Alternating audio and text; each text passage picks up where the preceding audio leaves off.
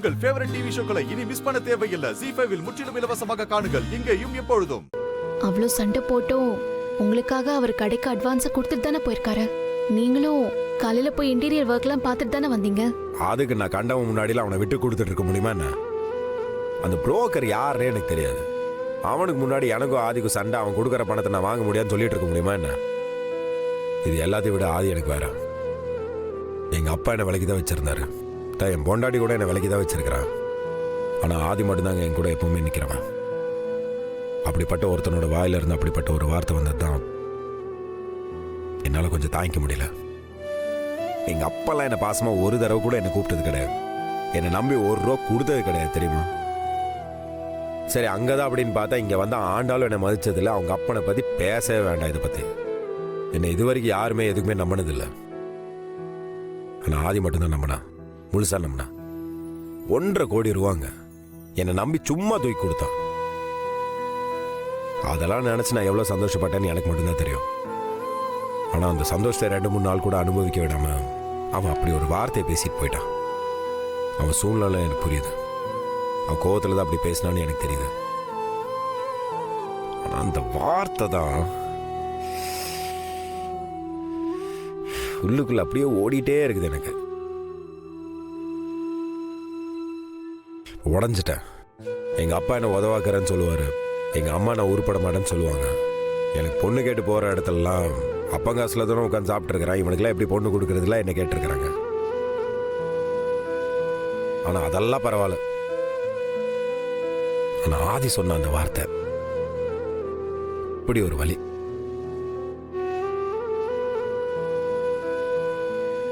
ஆனால் அவன் என் ஃப்ரெண்டு. அவன் அப்படி பேசியிருக்கக்கூடாது. என்னை பார்த்து அந்த வார்த்தை அவன் கேட்டிருக்கக்கூடாது. அதனால் அவன் மேலே எனக்கு கோவலாம் கிடையாது. ஒரு வார்த்தை அவ்வளோதான். நம்மளை புரிஞ்சுக்கிட்ட ஒருத்தன், நம்மளுக்காக இருக்கிற ஒருத்தன், அப்பா அம்மா சொந்த பந்தம் எதுவுமே இல்லாமல் நம்மளுக்கு கூட இருக்கிற ஒரே ஒருத்தன் அப்படி சொன்னதுதான். நீங்களே இப்படி சொன்னா நான்லாம் என்ன பண்றது சொல்லுங்க? நீங்க உங்களுக்கு ஆதிக்கு நடுவில் இருக்கிறது வேற, எனக்கு அவனுக்கு நடுவில் இருக்கிறது வேற. அதுக்குன்னு உங்க பிரச்சனை சின்னது, என் பிரச்சனை பெருசுன்னு நான் சொல்ல வரல. அது ஒரு மாதிரி உள்ள ஒரு வலி, ஒரு உறுத்தல், அவ்வளவுதான். நான் திரும்ப சொல்றேன், இதுக்காகலாம் நான் ஆதி என் ஃப்ரெண்டு இல்லைன்னு சொல்ல மாட்டேன். அவன் என் உயிருக்கு மேல. அவன் என்னதான் இருந்தாலும் மற்றபடி இப்போ என்கிட்ட கேட்டாலும் இந்த உலகத்துல பிடிச்சவன் யாருன்னு கேட்டான்னு ஆதின்னு தான் சொல்லுவேன். உங்க ஃபீலிங்ஸ் எனக்கு புரியுது அழகர். ஆனா அவருக்கு எத்தனை ஃப்ரெண்ட்ஸ் இருந்தாலும் பிரச்சனைன்னு வந்தப்போ அவர் உங்களை தானே தேடி வந்தாரு. அப்ப நீங்கன்னா அவருக்கு எவ்வளவு முக்கியம்னு உங்களுக்கு புரியலையா? என்ன தப்பா புரிஞ்சுக்கிட்டு இருக்கீங்க நீங்க. நான் அவன்கிட்ட இருக்கிற பணம் தான் வேண்டான்னு சொன்னேன், அவனை வேண்டான்னு சொல்லல. பணம் தாங்க எப்பவுமே பிரச்சனையே. அது 2 பேருக்கு நடுவில் வந்தா அதாங்க 2 பேர்த்தையும் பிரிச்சுடும். இல்ல 2 பேருக்கு நடுவில் இருக்கிற உறவே மொத்தமா முடிச்சுட்ரும். நான் அவன்கிட்ட இதை சொல்லிட்டு அடிக்கடி அந்த அவன் தாங்க கேட்கவே மாட்டான். சரி, இவ்ளோ தெளிவா இருக்கிற நீங்களே ஆதிக்கிட்ட இந்த விஷயத்த சொல்லி புரிய வச்சு கொடுத்துட வேண்டியதானே? சும்மா எனக்கு அவன் முகத்தை பாக்குறதுக்கே ஒரு மாதிரியா இருக்குது. இந்த பத்திரத்தை என்னால அவனை நேரில் எல்லாம் பார்த்து பேசிட்டுலாம் கொடுத்துட்டு இருக்க முடியாது. அப்போ நான் மட்டும் எப்படி கொடுப்பேன்னு நம்புறீங்க? எனக்காக நீங்க இது கொடுத்தாங்க ஆகணும். தயவு செஞ்சு இதாச்சும் பண்ணுங்க. என்ன அழகர், எங்களுக்குள்ள நடந்தது என்னன்னு தெரியாம பேசுறீங்களா? பாரதி, அன்னைக்கு ஸ்வேதா வந்தது காரணம் ஆதி கிடையாது, ஆண்டாளோட அப்பன். ஆமாங்க, அவர் நல்லது பண்றேன்னு ஆரம்பிச்சு வச்சதுதான் இன்னைக்கு எல்லாருக்கும் பிரச்சனையா வந்து நிக்குது. ஏங்க யார் உங்களுக்கு நல்லது பண்ணணும்னு நினைச்சா? அந்த ஆளா? ஃப்ராடு பையங்க அந்த ஆளு. அந்த ஆளுக்கு என்னையும் ஆதி பிரிக்கணும், அவ்வளவுதான். அதுக்காக தாங்க உங்களுக்கு நடுவில் பிரச்சனை வர வைக்கணும்னு ஸ்வேதா வர வச்சாவன்.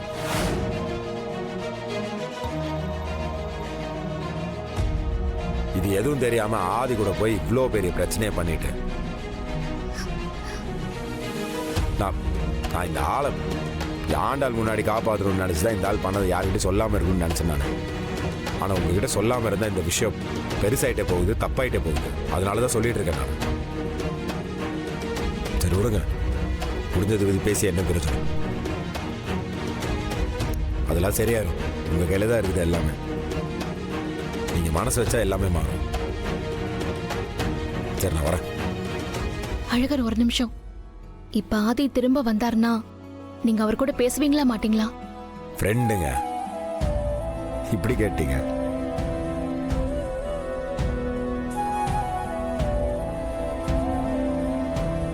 கண்ணை மூடுங்க, உங்களுக்கு ஒரு சர்ப்ரைஸ் இருக்கு. சர்ப்ரைஸா? என்ன சர்ப்ரைஸ்? அதான் சர்ப்ரைஸ்னு சொல்றேன்ல, அப்புறம் என்னன்னு கேட்டா என்ன அர்த்தம்? நீ கண்ணை மூடி 1 2 3 சொல்லு. ஓகேப்பா. 1 2 3. ஹாய் தமிழ், அப்பா வந்துட்டேன்.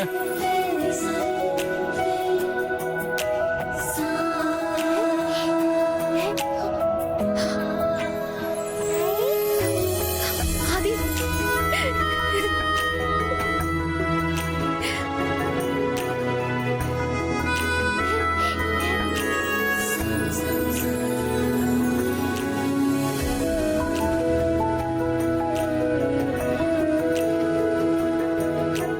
ஆமா, புருஷன் இருக்கும்போது சண்டை போட வேண்டியது, அப்புறம் கதறி அழுது மன்னிப்பு கேட்க வேண்டியது. இந்த பொண்டாட்டிங்களுக்கு இதே வேலையா போச்சு.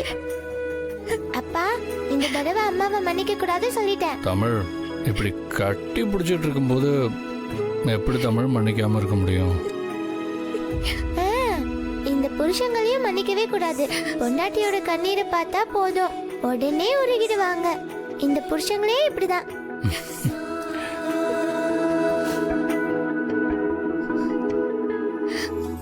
என்ன மன்னிச்சிருங்க ஆதி, வேணா அடிச்சுக்கோங்க. ஸ்வேதா இங்க வந்ததுக்கு காரணம் ஆண்டாள் அப்பா தான். அவர் தாங்க இங்க ஃபோன் பண்ணி வர வச்சிருக்காரு. இதைத்தானங்க நான் அன்னைக்கு சொன்னேன். நான் இப்படிதானே உங்களுக்கு தெரியும்ல. அப்பவே என்ன 4 அடி அடிச்சு சொல்ல வேண்டியதானே. அடிச்சிருக்கணும். நீ தான் வரதுக்கு முன்னாடியே கதவை பூட்டி வச்சிட்டியே. ஏய், புருஷன் பொண்டாட்டிக்கு நடுவுல நீ ஏன்டி மூக்கு நுழைக்கிற? போய் தூங்குடி. ஹலோ பாரதி மேடம், முதல்ல அவர் என் அப்பா, அப்புறம் தான் உனக்கு புருஷன்.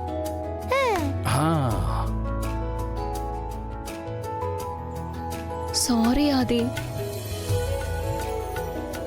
இந்த ஒரு விஷயத்துல மட்டும் யோசிக்காதீங்க ஆதி. அழகர் எவ்வளவு நல்லவர்னு நான் உங்களுக்கு சொல்ல வேண்டியதில்லை. உங்க கூட சண்டை போட்ட அதே நேரத்துல நானும் ஆண்டாள் கூட சண்டை போட்டு 2 பேரும் பேசாம இருந்தோம்.